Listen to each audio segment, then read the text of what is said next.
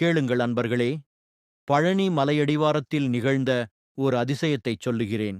மல்லிகைப் பூக்களின் நறுமணத்தோடு வாழ்ந்த சரளா என்ற இளம்பெண், அவளுடைய வாழ்க்கையில் ஒரு இருண்ட இரவு வந்தது.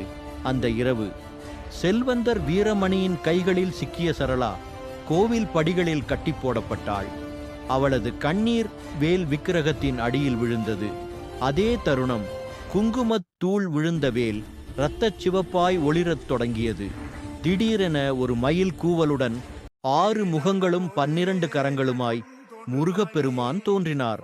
அவரது வேல் நெருப்புச் சக்கரமாய்ச் சுழன்றது. யார் இந்த துஷ்டர்கள் என்று அவர் குரல் முழங்கியது.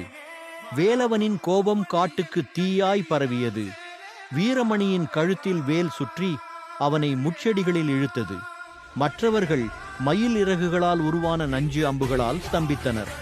விடிந்ததும் கோவில் முன் விழித்தெழுந்த சரளாவின் கைகளில் உடைந்த வளையல்கள் தங்கமாக மாறியிருந்தன.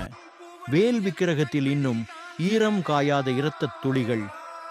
அன்பர்களே, துன்பத்தில் துவளும்போது வேலவனை நம்புங்கள், அவர் காத்தருள்வார். இந்த கதை உங்களுக்கு பிடித்திருந்தால் ஓம் சரவண பவ் என்று கமெண்ட் செய்யவும்